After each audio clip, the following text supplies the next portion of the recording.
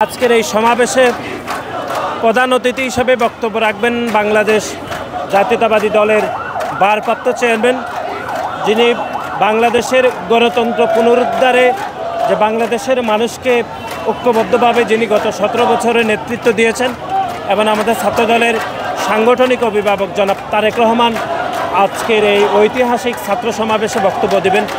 উনি আসলে ছাত্রদলের নেতাকর্মী এবং একই সাথে আমাদের দলের নেতাকর্মী এবং সাধারণ শিক্ষার্থী যারা বাংলাদেশ জাতীয়তাবাদী ছাত্রদলের রাজনীতিতে সম্পৃক্ত হতে তারা ইচ্ছুক, তাদের উদ্দেশ্যে বক্তব্য দেবেন।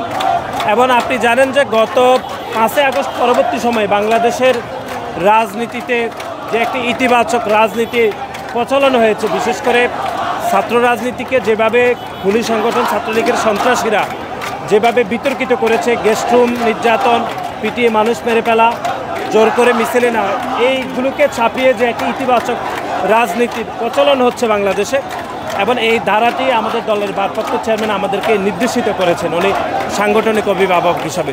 সুতরাং আমরা মনে করছি সকল প্রস্তুতি, সকল নির্দেশনা উনি আমাদেরকে দেবেন। এছাড়া আমাদের দলের সংগ্রামী মহাসচিব জনাব মির্জা ফখরুল ইসলাম আলমগীর বক্তব্য দিবেন। আপনারা জানেন যে শাহবাগ একটি গুরুত্বপূর্ণ রাজনীতির চরিত্রের অংশ বাংলাদেশে, এবং এই বাংলাদেশের গণতান্ত্রিক দ্বারাই শাহবাগ আমি মনে করছি একটি বাক বদলের চিত্র। সেই শাহবাগ যেখানে প্যাসিবাদ কায়েম হয়েছিল, আবার সেই শাহবাগে প্যাসিবাদের পতনের ঘণ্টাও বেজেছিল। সেই ঐতিহাসিক শাহবাগ চত্বরে থেকে আমরা বাংলাদেশের সাধারণ শিক্ষার্থী এবং বাংলাদেশের গণতান্ত্রিক আমি সকল মানুষকে আমরা আহ্বান জানাবো যে আজকের এই সমাবেশের কারণে যদি ঢাকার কোনো নগরবাসী যদি সাময়িক যে অসুবিধা হবে, ভোগান্তি হবে, সেজন্য আমরা আগাম দুঃখ প্রকাশ করছি।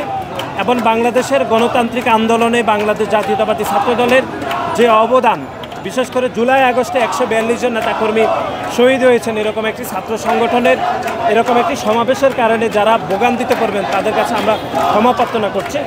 আমরা খুব দ্রুত সময়ের মধ্যে আমাদের এই প্রোগ্রামটি আমরা শেষ করব।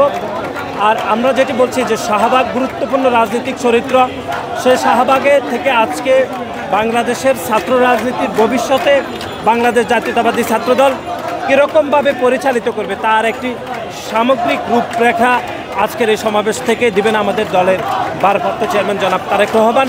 সেজন্য আমরা বাংলাদেশের সকল গণমাধ্যম কর্মী, শিক্ষার্থী, ছাত্রদলের নেতাকর্মীদের কাছে আমরা সহযোগিতা প্রত্যাশা করছি যেন নির্বিঘ্নে আমাদের এই প্রোগ্রামটি আমরা করতে পারি।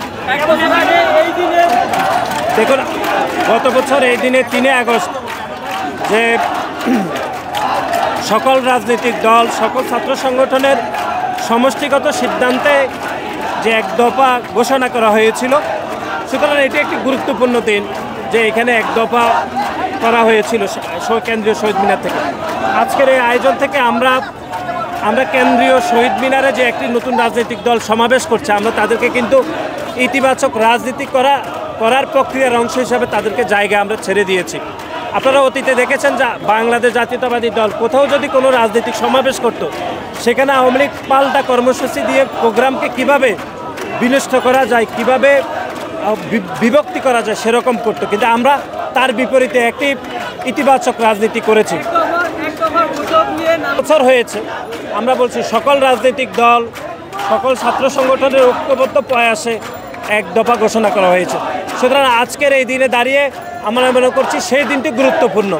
কিন্তু আজকে যারা এক দফা, যিনি ধরুন এক দফা দিয়েছিলেন, তিনি এখন একটি রাজনৈতিক দলের প্রধান, এবং আমরা ছাত্র সংগঠন হিসাবে যারা গত বছর এই দিনে এক দফার প্রণয়ন বা সমষ্টিগত সিদ্ধান্তের ক্ষেত্রে আমরা ভূমিকা রেখেছি, তারাও আমরা একটি ছাত্র সংগঠন।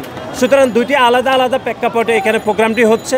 আমরা মনে করছি এটির একটি রাজনৈতিক গুরুত্ব রয়েছে, এবং আগামী দিনের ছাত্র রাজনীতি, বাংলাদেশের রাজনীতি কিভাবে পরিচালিত হবে তার একটি নির্দিষ্ট রূপরেখা আজকের এই সমাবেশ থেকে পাবো বলে আমরা প্রত্যাশা রাখি। ধন্যবাদ সবাইকে।